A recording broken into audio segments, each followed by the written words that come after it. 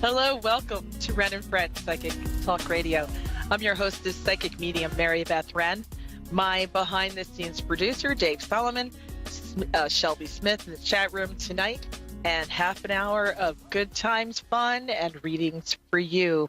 We were discussing about music in the 80s just now, and Dave gave me a setup with the intro to the Ramones. So if I have this tendency to start singing about rock and roll high school or Rockaway Beach, if you're a punker like I am in the old days, we are referring to the old 80s music. So anyhow, yes, that's what we psychics like to talk about behind the scenes. Not really, but it's an interest I have anyway.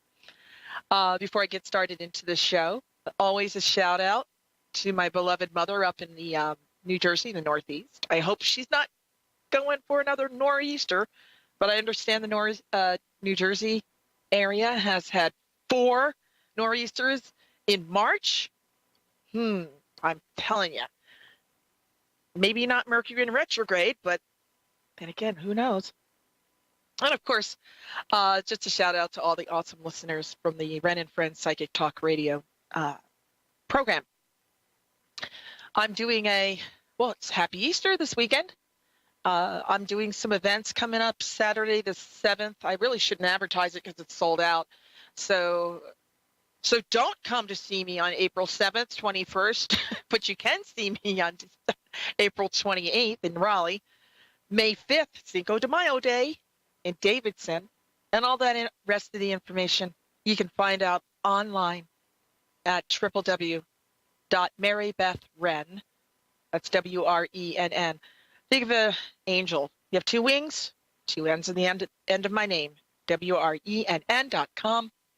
Also, you can find me on Google. Last week, I was at the Wrenn Institute, the world-famous Wrenn Paranormal Institute up in Duke University. I had an interesting topic with Dr. John Alexander, who's discussing reality and what you believe to be reality, it's not. So if you're interested in paranormal and parapsychology studies, I highly recommend that you check out the Wrenn Institute or their website at Wrenn, RHINE.org, based in Durham, North Carolina. And it is one of the world's oldest paranormal research societies in the world. In fact, in the United States, I know it's been started in 1935. I had the chance to meet the daughter of J.B. Wrenn and some other kinfolk. Yes, I'm Southern, so of course I'm going to say kinfolk. But if you're interested in seeing and checking out their great events, they've got dream study workshops. They're studying energy fields for healers and trying to measure them in labs. So check it out. I think it's a really awesome site as well as a program, Wrenn, RHINE.org. All righty. Dave, I'm going to start taking on our first caller.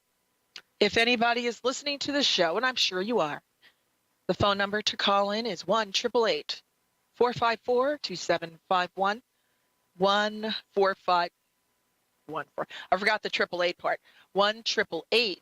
1-888-454-2751.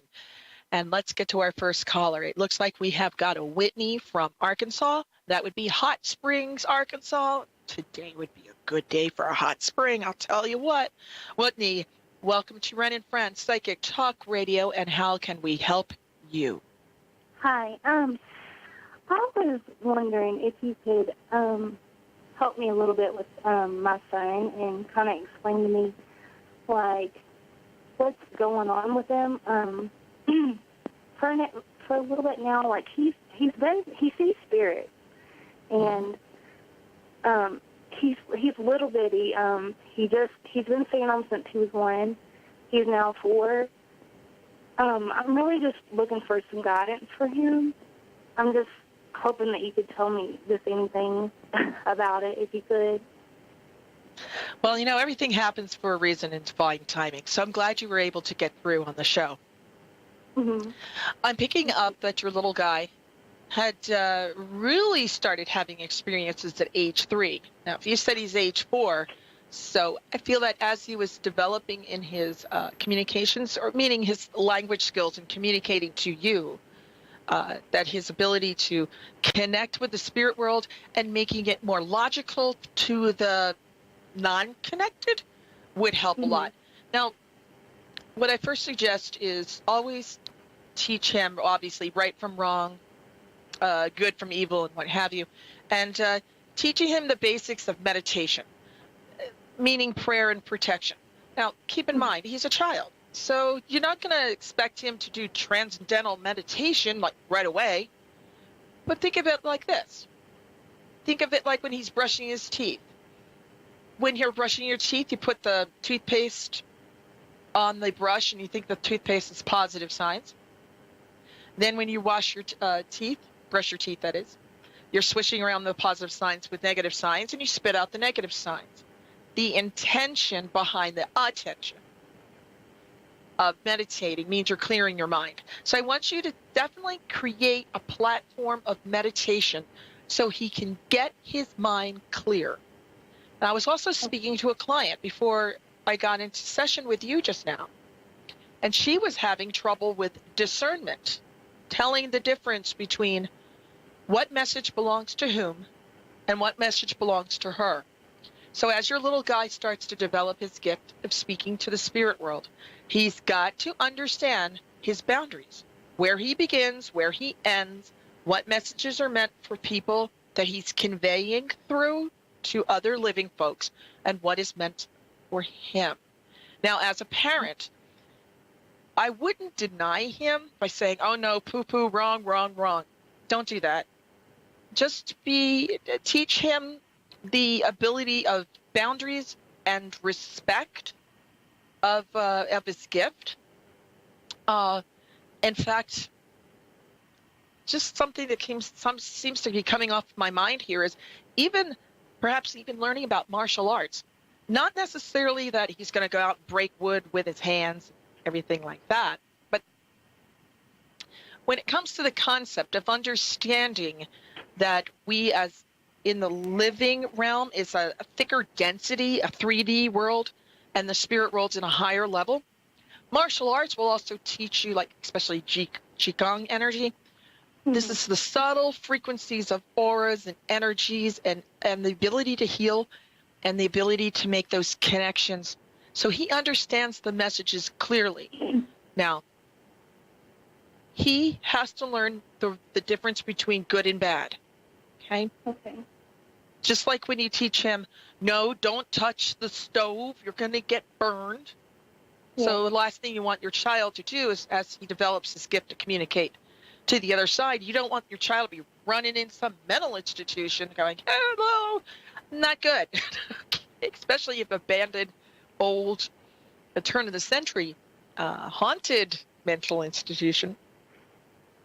Right. So what I ask is, I want you as a parent to be way more discerning of the TV shows he's watching, especially when he gets older. These TV shows these days, fortunately and unfortunately, the ghost everything has sort of burned itself out. You know, we used to have ghost adventures, ghost cops, ghost lab, ghost, anything with the word ghost on it. You had ghost chefs, ghost cooking. I'm just exaggerating.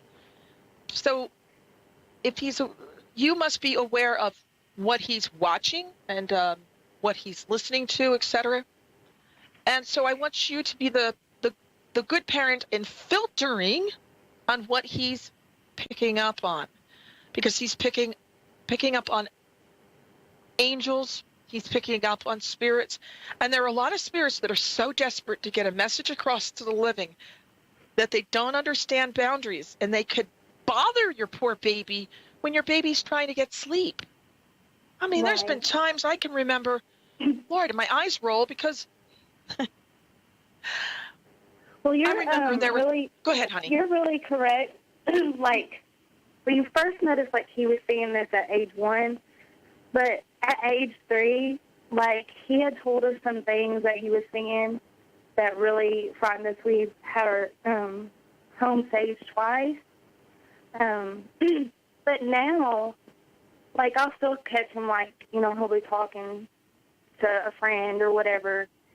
And I'll ask him, I'm like, who are you talking to? And he'll tell me, well, they tell me I can't talk about it. Like, ever since we've had our home saved, he'll just tell me that he can't talk about it. But then he'll say, Mommy, he'll wake up and he'll say, I've talked to my angels, and he said that they tell him that they're the 1, 2, 3, 4s. Whenever he seems to be talking about things like that, he'll always, like, do this little thing with his hands, and he'll just tell us that he's talking to the 1, 2, 3, 4s. So I was kind of hoping that you could tell me what you thought that meant, and if what he's, like, with the spirits and all that, if he'll do that the rest of his life, or if it's just something because, he's little. Well, the younger the child is, or the younger the person is, the more bright they are, so they're connected to God or connected to spirits. So children are, like, if you will, wide open. They don't know their boundaries. They don't know their beginnings, the ends, and the spirit world will bombard them. Thank God he's been able to communicate to angels. Now, if any spirit says you can't talk to your mom about what you hear or say, don't you dare. Teach your little boy to say, this spirit must, obviously respect mom and dad as well. Yeah. And you must teach your little guy to say, no, I'm not going to hold secrets back from my mom or dad. No way. 1, 2, 3, or 4. When I hear that from you in reference to your kid, what I'm getting is the sense of higher level entity or beings. 1 dimension, 2 dimension, 3 dimension, 4 dimension could be the higher spirits or spirit guides or ascended masters. There's so much to cover. Just tap in on the tip of the iceberg with this child. So I hope that you're able to hold his hand and walk with him. But Mom, yes, your job is to be the discerning parent. Yes. I'm really hoping that, because, it's kind of making me nervous because he's now saying that he can't talk about it, because that's not good. Whenever he was 3, the first conversation happened while we're in the bathtub. And I'm going to try to say this really quick because I know it's on time. But he was sitting there and he told me, he was telling me, Mommy, I don't want to go. And I was like, baby, you don't have to go anywhere. And he was telling me that this thing that was in the bathroom with us, it had black eyes, was telling him that he had to leave and he couldn't never see me or his nana again. And I was like, no, baby, you don't have to go anywhere. So I called my mom in, and he was telling her that the main man said that he has to take him, that he'll never see us again. He was like, but you'll see me on your cell phone. And I was like, what? That doesn't make sense. Then he was like, Mommy, he told my mom, he's like, there's other children there, but their parents can't see them either because they have their wings. But you can see me on my cell phone, on your cell phone. And then my mom came in there and she was like, in the name of Jesus Christ, I demand you to flee. Yes, I was waiting for you to say that. Exactly. Yeah. Whitney, I wanted to ask you your spiritual religion upbringing. I'm a Christian. And what I would do in that situation is I would call upon Jesus Christ, God and his angels, to protect your child and your family, and declare in the name of God, Lord, Jesus Christ, to clear out any negative energy whatsoever.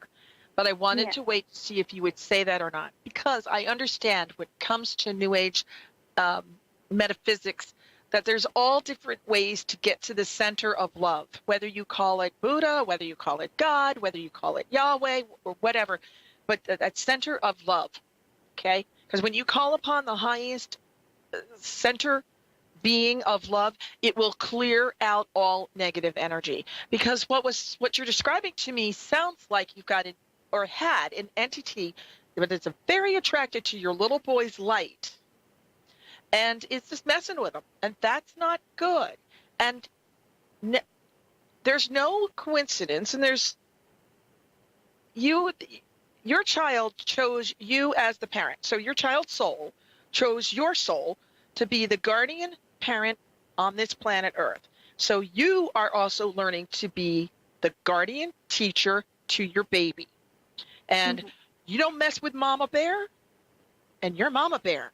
Don't be messing with no Mama Bear, okay? Right. And I know your mother was there too. Thank God she called on the prayer of protection. You can call on the archangels as well. Archangel Michael, Gabrielle, Ishtar, all the way down the line, Uriel. Just call on them and set the intention. Because if you don't, you're going to get these low-level beings that are just going to mess with them. Yeah, because this had got really intense to the point, like, we all prayed. He even said his own little prayer. But, like, he explained this thing like he had black eyes and everything else. But, I mean, we've had our home saged twice.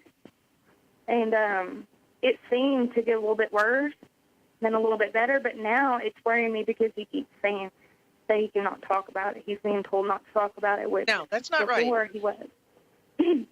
But Whitney, how do you feel about? I'm sorry to walk on you. He was seeing his grandmother that passed away. He had told me that whenever the dark thing was talking to him, that she told him to leave, which he only met her whenever he was 3 months old. So your family's standing up for you. I don't know how you feel about this, but I would highly recommend as a psychic medium is to reach out to your minister. I know it's one thing to sage, but if it seems to be aggravating or stirring up the spirit world, you gotta kind of bring in the stronger stuff. I'm talking about asking a minister to come in to bless your house. Okay. And bring in, if you subscribe to a religion or if you go to church, reach for a minister. Ask for cleansing. And you might want to find a priest. Find somebody who would come in and bless the house using holy water, getting that center of energy. And sage is terrific. But if it seems to be aggravating, you might want to bring on maybe a shaman, a person who really understands what smudging is all about. So not just saging the house, but bringing a shaman to bless and cleanse the house. Right. Do you follow what I'm saying? Much stronger stuff. Because your child is an open source of light that these beings and entities are very attracted to. And no good intentioned spirit would ever say to you, no, you can't tell your mom or dad something. No. Positive spirits have no trouble communicating the message of love through. But for a entity to say something like that to your child is not good to play with. I also highly recommend that you ignore the entity. So if your child brings it up again, say, okay, you're observing it, but you're not going to talk back with it. Teach your little guy, say, my mom says I can't speak with you. Or, that's just one thing. But after that, he's got to just stop and just say, every time he picks that energy up or feels it, he's got to call upon his angels. I keep hearing the word pink angel, P-I-N-K, pink angel. I don't know if he's talking about colors. It might be his grandmother. Mm-hmm. Well, he used to call her the fairy angel. And after they saged, he got upset because he said that the bad one is still here, but his fairy grandmother angel's not. So he was pretty upset about that.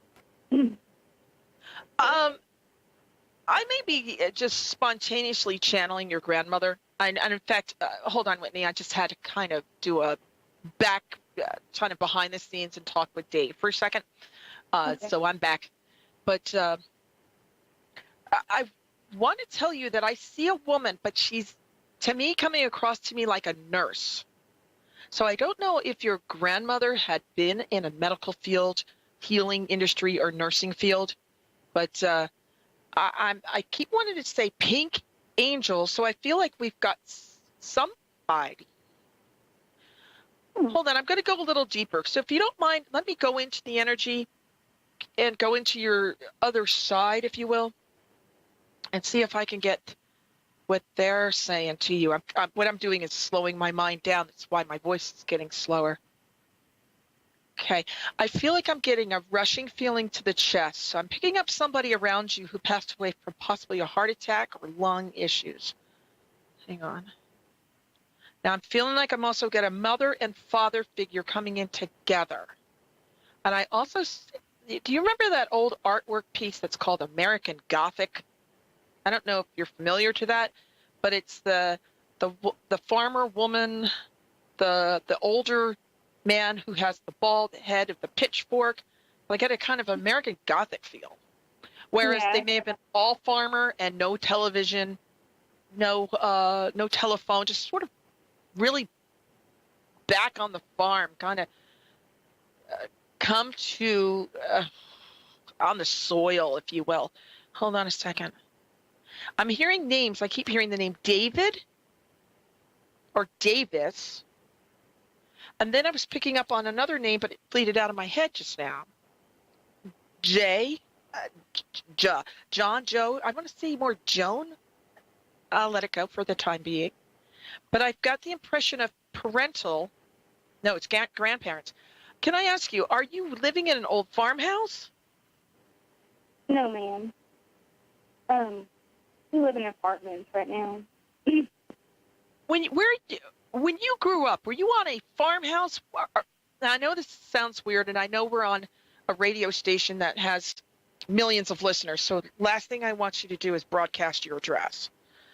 But does the word farmhouse have anything to do with the address that you live on, or the word farm?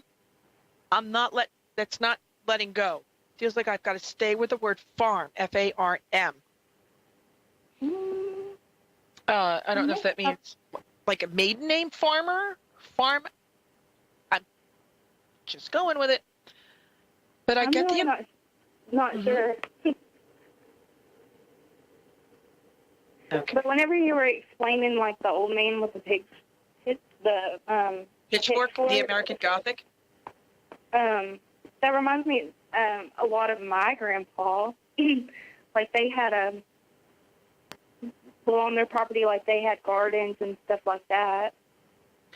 Now, your grandfather would have been outside more than he'd been inside. So he was not like a couch potato senior citizen. This guy was salt of the earth, outside, tilling the garden, because this is the spirit energy I'm picking up on. That's why I said, if you're familiar with the American Gothic artwork, I forget who the artist was. It's not Grandma Wheeler, not that one. I don't know artwork real well. I'm sure my mother would text in and go, it's this person. If you ever needed somebody from Cash Cab, my mother would be your red light challenge. So she'd be your person to call. Hi, Mom. Anyway, when I get back to this American Gothic feeling, is I feel like it's your grandparents watching out for your baby. And I also get the impression that the grandfather may have been a lay minister, maybe a deacon in his church, very spiritual, but in the lay of the land. Does that make sense to you? I'm really not sure on that one. Okay. But I just know, like, my little boy, like, he seems to, like, have an old soul. Like, whenever we went to my grandfather's funeral, like, he was only, let's say, like, 4 months old. And for about 2 months after that, I would say, like, on and off, he would have, like, this old man smell. Like, it was so weird. Like, it was just every now and then he would smell like him. But another thing I was going to ask about my son was, like, because I don't fully understand it, because we were leaving my house one day, and he was kind of it was kind of like he was having a panic attack, and he was like, Mommy, I'm just a baby, and I don't want to slide down the road. And I was like, honey, why are you saying that? And he said, Mommy, I don't want to slide down the road. So it kind of freaked us out because this was after, like, the spirit thing and the saving. Excuse me. But I had told his dad, I was like, okay, stop, because we're at the stop. Like I said, stop for a second. Let me make sure he's buckled in, because he was kind of freaking me out in a way. So we get a little bit farther down the road, and my son was, like, in full panic. And he was like, Mommy, tell Daddy to slow down, which we weren't even going fast. He was like, tell him to slow down. He's like, Mommy, you're going to fly over there, and I'm going to slide down the road like a slide. And he's like, I'm scared. And I was like, just calm down, you're okay. And he was nervous. So we get down a little bit farther, and he's like, where's the house? Where's the house? I'm like, what house? And after a little bit, he was okay. But I got home, and I had called my mom and told her what happened. Well, my sister gets to my grandma's house where we're at, and I tell her about it. And then she's like, Whitney, you're not going to believe this. She's like, I was on Facebook, and she was like, a wreck just happened on that road, and it was a fatal wreck. And I was like, oh, my goodness. And, like, it turns out it was someone actually that we knew in the road that we were on. He was, I guess, running from the cops, and his car had flipped, and it fell on top of him, and he died. So, like, the next day, there